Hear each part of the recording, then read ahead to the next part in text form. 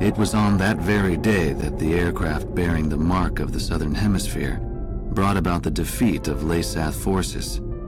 But the story barely made the news, and the army showed no apparent reaction. Almost nightly, Laysath's commanding officer, Diego Gaspar Navarro, plays host to grand banquets within Gaius Tower.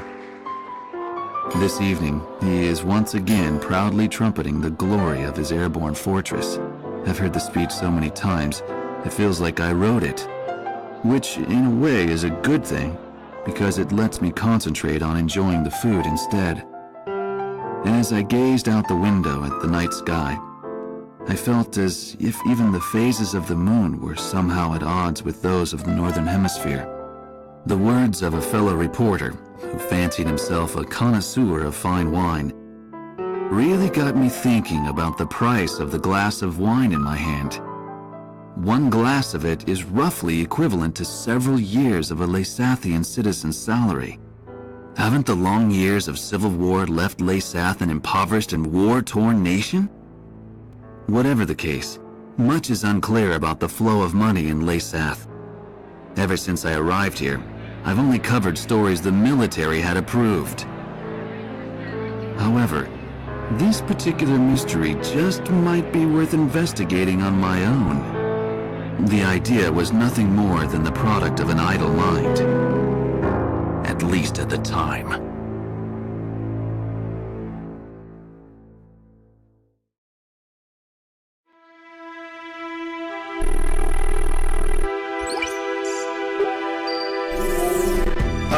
Okay, let's get started with a report of the situation. I think our best option under the circumstances would be to head towards Santa Elva. Santa Elva is a strategic location that we have to pass through to get to the capital, Griswold. However, there are several other strategic points on the way to Santa Elva. Which points you choose and in what order you do so is up to you. It looks like your decisions will affect the course of this battle.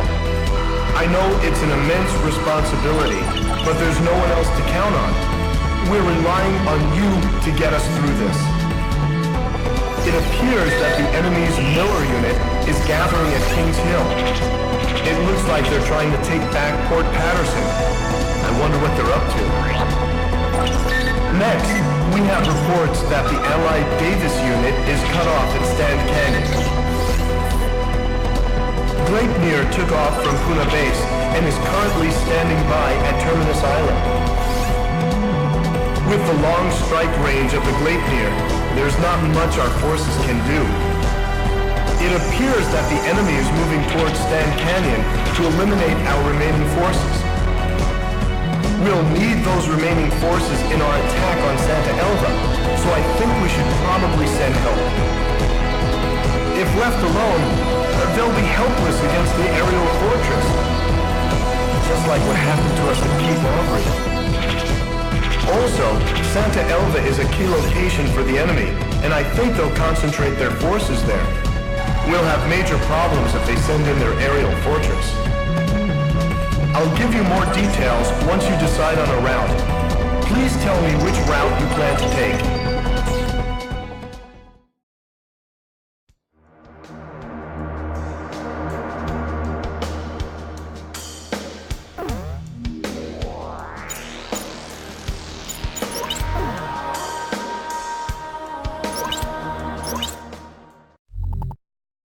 Laysath's Miller unit is meeting up at Kings Hill. Based on the sheer strength of the enemy force, an offensive aimed at retaking Port Patterson appears imminent.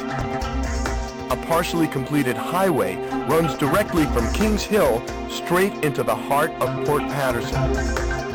The enemy intends to use this highway to swiftly spearhead its way through our defenses. Their ground forces must be destroyed if Port Patterson is to remain ours. Our soldiers are in a precarious position. If they are attacked now, they will have no choice but to abandon the port. One more thing. On the highway leading to Port Patterson, there is a tunnel. If an enemy tank makes it to the tunnel, it will be beyond the reach of any air assault. If even one enemy tank enters the tunnel, our mission will fail. Please make sure this doesn't happen.